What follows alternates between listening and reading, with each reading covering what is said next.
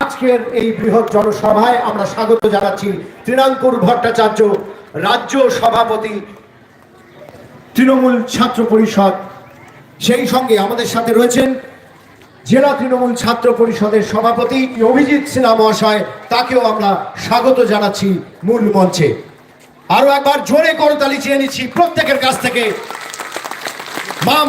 মা মাটি মানুষের সরকার এবং মা মাটি মানুষের হাতকে আরো একবার সুদৃঢ় করতে আসন্ন 2021-এর বিধানসভা নির্বাচনকে পাখির চোখ করে মাননীয় বুলুল চিকবরেক মহাশয়ের সমর্থনে আমাদের আজকের এই নির্বাচনী সভা। আমরা একে একে আমাদের এই মঞ্চে বরণ করে নেব আজকের মূল অতিথিদেরকে। সবার প্রথমে আমি অনুরোধ জানাবো সিরাজুল ইসলাম আমাদের সাথে রয়েছেন, মালবাজার টাউন তৃণমূল ছাত্র পরিষদের সভাপতি। তিনি পুষ্পস্তবক এবং খাগা পরিয়ে মূল মঞ্চে বরণ করে নেবেন তৃণমূল কংগ্রেসের ছাত্র পরিষদের সভাপতি তৃণাঙ্কুর ভট্টাচার্যকে।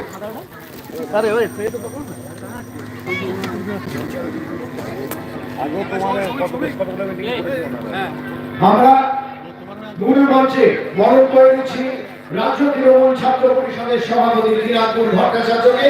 বরণ করে নিচ্ছেন মাল টাউন তৃণমূল ছাত্র পরিষদ কমিটির সভাপতি সিরাজুল ইসলাম।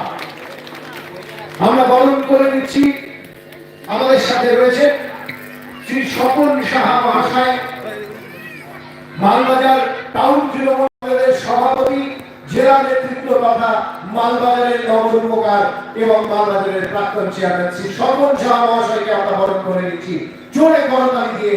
এই নির্বাচনী জনসভায় আমরা তাকে স্বাগত জানাচ্ছি। আমরা স্বাগত জানাচ্ছি আমাদের নির্বাচনের প্রার্থী শ্রী বুলুল চিকবরেক মহাশয়কে এই মঞ্চে। পুষ্পস্তবক দিয়ে এবং খাদা পরিয়ে আমরা বরণ করে নিচ্ছি আমাদের প্রাক্তন বিধায়ক এবং সেই সঙ্গে আমাদের এই বছর অর্থাৎ 2021-এর বিধানসভা নির্বাচনের পদপ্রার্থী শ্রী বুলুল চিকবরেক মহাশয়কে। আমরা বরণ করে নিচ্ছি শ্রী রাম দাস মহাশয়কে, যিনি আমাদের এই অঞ্চলের বর্ষিয়ান। আমি অনুরোধ জানাবো তৃণাঙ্কুর ভট্টাচার্য মহাশয়কে বরণ করে নিতে রাম দাস মহাশয়কে, যিনি এই অঞ্চলের বর্ষিয়ান নেতৃত্ব।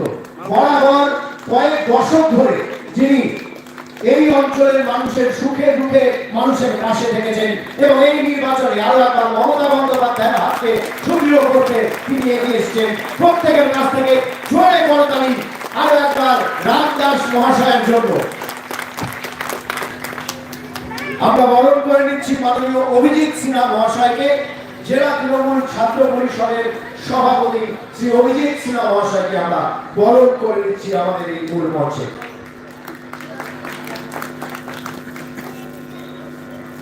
আমরা বরণ করে নিচ্ছি মাননীয় সন্তোষ মিশ্রা মহাশয়কে, রাজ্য তৃণমূল কংগ্রেসের তৃণমূল ছাত্র পরিষদের সম্পাদক শ্রী সন্তোষ মিশ্র, তাকেও আমরা এই মূল মঞ্চে বরণ করে নিলাম।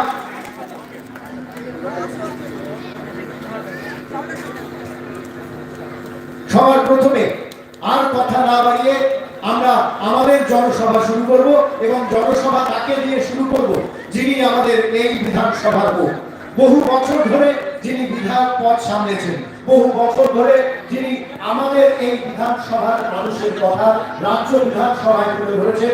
এই বছর 2021-এর বিধানসভার পদপ্রার্থী শ্রী বুলুল চিকবরেক মহাশয়কে আমি বক্তব্য রাখার জন্য অনুরোধ জানাচ্ছি।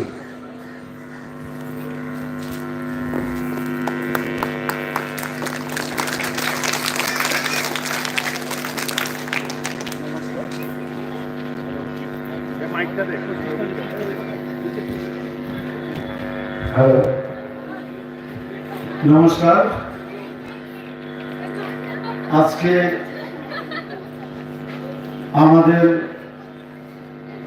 কল্টেশ মোড়ে আমাদের নির্বাচনী সভা। এই নির্বাচনী সভার আয়োজন আমাদের ছাত্র পরিষদ মাল টাউন পক্ষ থেকে করা হয়েছে। এই অনুষ্ঠানে উপস্থিত আছেন আমাদের প্রিয় দাদা মাল পৌর পিতা স্বপন সাহা মহাশয়, উপস্থিত আছেন আমাদের ছাত্র রাজ্য তৃণমূল কংগ্রেসের সভাপতি প্রিয়াঙ্কু ভট্টাচার্য মহাশয়, উপস্থিত আছেন আমাদের রাজ্য ছাত্র সংগঠনের আমাদের সম্পাদক, উপস্থিত আছেন আমাদের জলপাইগুড়ি জেলা তৃণমূল কংগ্রেসের ছাত্র সভাপতি অভিজিৎ সিনহা, উপস্থিত আছেন আমাদের প্রিয় দাদা রামদা, উপস্থিত আমাদের মান পঞ্চায়েত সমিতির কর্মাধ্যক্ষ, উপস্থিত আমাদের সকল ভাই এবং বোনদেরকে আমার পক্ষ থেকে অনেক অনেক ধন্যবাদ জানাচ্ছি। ধন্যবাদ জানাচ্ছি আমি আমাদের পশ্চিমবাংলার দিদি এবং পশ্চিমবাংলার মা মাননীয় মুখ্যমন্ত্রী মমতা বন্দ্যোপাধ্যায়কে, যে উনি আমাকে এইবার আবার প্রার্থী ঘোষণা করেছেন। আমার উপরে যা আস্থা, যা বিশ্বাস রেখে এবার এই পরিস্থিতির মধ্যেও আমাকে উনি প্রার্থী ঘোষণা করেছেন, তার জন্য অনেক অনেক ধন্যবাদ। নিশ্চয় জানেন আমাদের আজকে মূল উদ্দেশ্যে আমাদের 2021-এর যে বিধানসভা নির্বাচন, এই বিধানসভা নির্বাচনকে সামনে রেখে আমাদের এই সভা। আমাদেরকে ভাবতে হবে যে সামনে আমাদের পশ্চিমবাংলা মাননীয় মুখ্যমন্ত্রী মমতা বন্দ্যোপাধ্যায় যেভাবে আমাদের পুরো পশ্চিমবাংলার জন্য তো কাজ করছে, সেটা ঠিকই, কিন্তু সাথে সাথে আমাদের ভাবতে হবে আমাদের এই তৃণমূল কংগ্রেসের সরকারের জন্ম 2011 সালে হয়েছিল, আর আজকে 2021 10 বছর মাথায় আমাদের সরকার আমাদের জন্য যা যা কাজ করেছে সেটা যদি আমি বলতে যাই অনেক সময় লাগবে। আমরা রাজ্য লেভেল থেকে আমরা লিডারশিপ আমরা পেয়েছি, উনি ডিটেলসে আলোচনা করবেন। আমি একটাই কথা বলতে চাই যে আমরা মাল বিধানসভা এলাকা, আমরা সবচেয়ে বেশি গরিব লোক এখানে বসবাস করে, আপনারা নিশ্চয় জানেন। মাল বিধানসভা ক্ষেত্রে আমাদের চা বাগান লগোয়া চা বাগান আছে, আমাদের 12টা গ্রাম পঞ্চায়েত আছে, পৌরসভা আছে। বিশেষ করে এখানে দেখা যায় সব চা বাগানের উপরে অনেক কিছু ডিপেন্ড করে। তো সেই জায়গা দাঁড়িয়ে আমাদেরকে ভাবতে হবে যে এই সরকার আসার পরে আমাদের জন্য কি কি কাজ করে। আমি একটু আপনার জন্য 2-4টা কথা আমি বলতে চাই। নিশ্চয় আপনারা জানেন যে আজকে আমাদের গরিবরা আমরা কি চাই। আমাদের স্বপ্ন বেশি বড় থাকে না, আমরা চাই যাতে আমাদের ছেলে মেয়েরা শিক্ষা নিতে পারে, সে ব্যবস্থা কিন্তু আমাদের পশ্চিমবঙ্গ সরকার, আমাদের মাননীয় মুখ্যমন্ত্রী মমতা বন্দ্যোপাধ্যায় সেটা করে দিয়েছে। আর আমরা গরিবরা চাই যেটা আমাদের যদি খাওয়ার কোনো অভাব না হয়, তার জন্য আমাদের 35 কেজি করে রাশনের ব্যবস্থা করে দিয়েছে, মাল হসপিটালের ব্যবস্থা করে দিয়েছে। আপনারা নিশ্চয় জানেন হেলথ কার্ডের ব্যবস্থা করে দিয়েছে, আজকে কন্যাশ্রীর ব্যবস্থা করে দিয়েছে, যুব শিবিরের ব্যবস্থা করে দিয়েছে, মানে অনেক স্কিম করে দিয়েছে আমাদের গরিবের জন্য। তার সত্ত্বেও আমি একটা কথা বলতে চাই, আমরা দেখছি 2019-এ যে লোকসভা ভোট, এই লোকসভা ভোটে আমরা দেখলাম যে সরকার আমাদের জন্য রাত দিন পরিশ্রম করছে, ভাঙা পায়ে আজকে আমাদের প্রত্যেক জেলা দৌড়ায় বেড়াচ্ছে, মানুষের জন্য কাজ করছে। কিন্তু আমরা দেখলাম 2019-এ লোকসভা ভোটে আমাদের জলপাইগুড়ি, আমাদের সংসদ বিজয় চন্দ্র বর্মন আমাদের প্রার্থী ছিল, কিন্তু আমরা সেই প্রার্থীকে আমরা জিতিয়ে আনতে পারি না। এটা দুঃখের সঙ্গে আজকে আমাকে বলতে হচ্ছে। আপনারা নিশ্চয় জানেন কি এই সরকার ভারতবর্ষে 1947 সালে দেশ স্বাধীন হয়েছে। আমরা দেখেছি কংগ্রেস পশ্চিমবাংলায় সরকার করেছিল। তারপরে 1977 সাল থেকে 2011 অবধি আমরা দেখলাম বামফ্রন্ট সরকার 34 বছর রাজত্ব করেছে। তার বছরের 2011 থেকে 2020 অবধি আমাদের তৃণমূল কংগ্রেসের সরকার হয়েছে। আপনারা একটু চিন্তা করে দেখুন, ভারতবর্ষের ইতিহাসে কোনো রাজ্য নাই যে কাজ আজকে পশ্চিম বাংলায় হচ্ছে। তার সত্ত্বেও আমরা দেখছি যে আমাদের জলপাইগুড়ি সংসদ বিজয় চন্দ্রমোহন বাবুকে আমরা জিতিয়ে আনতে পারি না। আজকে দুঃখের সঙ্গে আমাকে বলতে হচ্ছে যে সরকার আজকে আমাদের জন্য এত বড় কাজ করে দিয়েছে, এত সুযোগ সুবিধা করে দিয়েছে।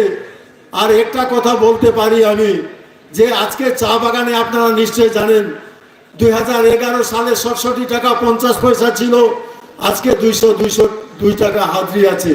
35 কেজি রাশনের ব্যবস্থা করে দিয়েছে। তার সত্ত্বেও কিন্তু আজকে আমরা আমাদের বিজয় চন্দ্রবর্মন বাবুকে আমরা জিতিয়ে আনতে পারি না। কেন? কি এইরকম কাজ করেছে আপনারা বলুন তো? আমাদের সরকার এত কাজ করার সত্ত্বেও আমরা 2019 লোকসভা ভোটে আমরা ভোট আমাদের পুরা জলপাইগুড়িবাসী আমাদের বিজেপিকে ভোট দিয়েছিল বলে আমরা আমাদের প্রার্থীকে আমরা জিতিয়ে আনতে পারি না। আপনারা বলুন তো কি এরকম একটা কাজ করেছে যে আমরা সবাই বিজেপিকে ভোট দিয়েছিলাম? আমরা মাল শহরও আমি দেখছি, মাল শহরে 15টা ওয়ার্ডের মধ্যে শুধু 2টা ওয়ার্ড আমাদের লিড ছিল, বাকি ওয়ার্ডে আমরা সব বিহাইন্ড ছিলাম। কেন? আজকে আমরা দেখছি আমরা যে মাল শহরে আমাদের দাদা স্বপন সাহা আমাদের চেয়ারম্যান হওয়ার পরে আমরা মনে করে যেই কাজ করেছে এইটা কিন্তু কোনো সরকার এরকম কাজ করে নাই। মালবাজার শহরকে শহর তৈরি করেছে। আজকে আমাদের গর্ব হয় যে সত্যি আজকে আমরা মালবাজারে একটা শহরে আমরা বসবাস করি। আমাদের মাল বিধানসভায় আজকে কলকাতাও নাম আছে, মালবাজার একটা ভালো শহর আছে। তো এত কাজ করার পরেও আমরা দেখছি যে এই যে লোকসভা ভোটে আমাদের প্রত্যেক মানে কি অন্যায় করেছিল আমাদের মুখ্যমন্ত্রী মমতা বন্দ্যোপাধ্যায়, যে আমরা তাকে ভোট না দিয়ে আমরা বিজেপিকে ভোট দিয়ে দিয়েছি। আপনারা নিশ্চয় জানেন, আপনাদেরকে একটা স্বপ্নে দেখিয়েছিল যে সবাই আপনারা জিরো ব্যালেন্সের অ্যাকাউন্টে খুলুন, আমি 15 লক্ষ টাকা আপনাদের ব্যাংক অ্যাকাউন্টে দিয়ে দেবো। কিন্তু আপনারা হিসাব করে দেখুন, আজকে প্রায় 7 বছর হইতে চললো, কিন্তু 1 পয়সাও কিন্তু কারো ব্যাংক অ্যাকাউন্টে এখনো ঢুকে নেই। কিন্তু আপনাদেরকে ভাবতে হবে, এই যে অ্যাকাউন্ট খোলার জন্য 500 টাকা করে প্রত্যেক ফ্যামিলির জন্য দিতে হয়েছে। তাহলে আপনারা চিন্তা করুন, পুরো ভারতবর্ষে যদি 500 টাকা করে যদি সরকারের খাতায় জমা হয়, তাহলে কত কোটি কোটি টাকা আজকে মোদির যে অ্যাকাউন্টে জমা পড়ে গেল। কিন্তু আমাদের খাতায় জিরোই আছে এখনো। এটা আমাকে দুঃখের সঙ্গে বলতে হচ্ছে। সেই জন্য এখন যখন কলকাতায় যখন দিদি আমাকে মিটিং ডাকে, আমি সবচেয়ে পিছনের টেবিলে বসে থাকি। কেন বলুন তো? কেন? যদি আমাকে দিদি দেখার পরে যদি প্রশ্ন করে, বলো তুমি মালবাজারের জন্য যা চাইছো, চেয়ারম্যান সাহেব যা চাইছে, প্রধানরা সাহেব যা চাইছে, আমি সব কিছু দিয়ে দিয়েছি। তার সত্ত্বেও এই যে 2019 যে লোকসভা ভোট, এই লোকসভা ভোটে আমরা কেন আমাদের প্রার্থীকে জিতিয়ে আনতে পারি না? কোনো জবাব আছে? আপনারা বলুন তো, কোনো জবাব আছে? কি জবাব দিব? আজকে আমি লাস্ট টেবিলে বসে থাকি। আজকে দুঃখের সঙ্গে আমাকে বলতে হচ্ছে, যেই সরকার আজকে আপনারা দেখুন ভারতবর্ষে অনেক রাজ্য আছে, আপনারা একটা রাজ্য বলুন তো যেখানে বিজেপি ক্ষমতা আছে আর পশ্চিমবাংলা যেই কাজ হচ্ছে তার থেকে ভালো কাজ হচ্ছে। আজকে তারা বলছে সোনার বাংলা বানাবো, আজকে তারা বলছে পশ্চিমবাংলায় আমরা ক্ষমতায় আসলে সোনার বাংলা বানাবো। আজকে আমাদের দেশের প্রধানমন্ত্রীকে বোঝা উচিত, প্রথমে আগে সোনার ভারতবর্ষ বানাও আগে, তারপরে পশ্চিম বাংলাকে সোনার বাংলা বানাবে। তারা বলছে আমাদের ডবল ইঞ্জিনের সরকার লাগবে, মানে কেন্দ্রেও বিজেপি সরকার থাকবে আর রাজ্য বিজেপি সরকার থাকবে। এইরকম আমরা দেখছি আসামে। আসামে আজকে কেন্দ্র সরকার বিজেপি আছে আর আসামে রাজ্য সরকার বিজেপি সরকার আছে। প্রথমে ওইখানে সোনার আসাম বানাও, তারপরে পশ্চিম বাংলার জন্য চিন্তা ভাবনা করুন। সেই জন্য আমাদেরকে ভাবতে হবে। আজকে তারা দেখছে মানুষের জন্য একটাও কোনো কাজ করে নাই। তারা আপনাদেরকে কিভাবে ভোট চাইতে যাবে? আমরা যখন আপনাদের কাছে ভোট চাবো, আমরা বলতে পারি আমাদের দিদি আমাদের জন্য কন্যাশ্রী করে দিয়েছে, আপনারা ভোট দিন। আমরা যুবশ্রী করে দিয়েছে, সবুজ সাথী করে দিয়েছে, আমাদের পেনশন জোহর পেনশন করে দিয়েছে, অনেক স্কিম করে দিয়েছে। আমরা বলতে পারি আমাদের সরকার এই কাজ করেছে, আপনারা ভোট দিন। কিন্তু বিজেপি কি করে ভোট চাবে বলুন তো? এখন তাদের ভোট চাওয়ার জায়গা নেই। আজকে ধর্ম নিয়ে তারা রাজনীতি করছে, জাতপাত নিয়ে তারা রাজনীতি করছে, জয় শ্রীরামের স্লোগান দিচ্ছে। তারা বলছে পশ্চিম বাংলায় আমরা ক্ষমতায় আসলে আমরা হিন্দু রাষ্ট্র ঘোষণা করব। ভেবে দেখুন তো, যে আমাদের দেশের প্রধানমন্ত্রী হিন্দু, মুসলমান, শিখ, ইসাই, আদিবাসী, নেপালি, রাজবংশী সবার ভোট নিয়ে আজকে দেশের প্রধানমন্ত্রী হয়েছে, আর ওইখানে বসে আজকে ধর্ম নিয়ে রাজনীতি করছে। আজকে জয় শ্রীরামের স্লোগান আজকে লাগাচ্ছে। আপনারা নিশ্চয়ই জানেন আমাদের পশ্চিম বাংলায় আমাদের হিন্দু, মুসলমান, শিখ, ইসাই আমরা সব একসাথে বসবাস করি। যদি আজকে এই বিজেপি সরকার যদি আসে, তাহলে আমাদের নিজেদের মধ্যে দাঙ্গা হবে, হিন্দু মুসলমানের মধ্যে দাঙ্গা হবে, খ্রিস্টান মধ্যে দাঙ্গা হবে। আপনারা নিশ্চয় জানেন অনেক অনেক অন্য রাজ্যে আপনারা দেখুন যে যারা খ্রিস্টানরা আছে তাদের ওইখানে গিয়ে যারা সিস্টাররা আছে, পাস্টাররা আছে, ফাদাররা আছে, তাদের কাছে কত অত্যাচার হয়েছে। সেই জন্য আমি আর বেশি বলতে চাই না। আমি অনুরোধ করব, অপিল করব যে আগামী 2021 বিধানসভা ভোট আছে, এই ভোটে আমার মুখ দেখে আপনাদেরকে ভোট দিতে হবে না।